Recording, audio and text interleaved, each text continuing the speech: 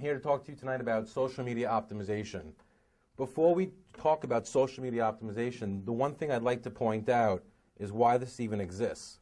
As many of you know, when you go to Google and you do a search, there's organic results and there's paid results. So when you do a search for news and there's 3.3 billion results, 1 through 10 on the first page is organic. Okay? So what our specialty is getting people noticed on the organic section of the search engines. So when Fox News started working with us 3-4 years ago, they were on page 7, number 67. Today, out of 3.3 million, they're number 1, 2, 3, 4, organically. And this is pay-per-click. You pay per click. So I started the company 10 years ago, and as we grew success-wise in terms of getting people found organically for all sorts of keywords, where else do people go beyond search engines? And there are forums, there are blogs. We're going to talk about a lot of these tonight, Twitter, Flickr, and these other networks or social media websites where there's niche communities and conversations going on. So one of the fastest parting sections of our business lately has been this social media optimization, because it's in these conversations and where these places are happening that we can actually track and monitor what goes on. So the beauty about the internet is there's trackability and accountability.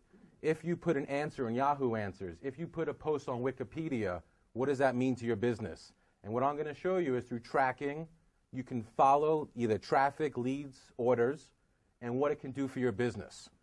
So it's not I didn't put together a lot of slides because there's a lot of content to cover. And as we discussed earlier, we'll have a Q&A towards the end. But essentially, social media optimization, or we call it Web 2.0 optimization, is user-generated content. It's communities. It's Yahoo Answers. It's Wikipedia. It's Dig, Delicious, Reddit, StumbleUpon. It's outside of search engines where people go either in forums, in social bookmarking. This is what my favorites are. And if you have a similar interest, you'll follow that person. Twitter and tweeting. You know, what you're doing, people following your actions.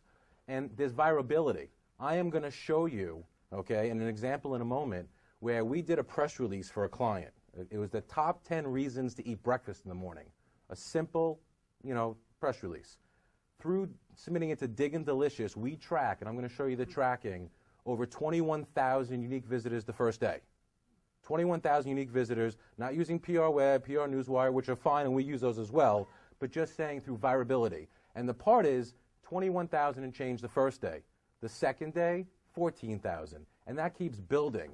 So your messaging or your brand or the link to your website is always out there. If you do a banner ad, if you do pay-per-click, that's all sensitive based on ad spend and timing. But when you're out there in the social media field, your message, your link, your brand lives on and on and on. And it's always changing, because what's popular today obviously may not be popular tomorrow.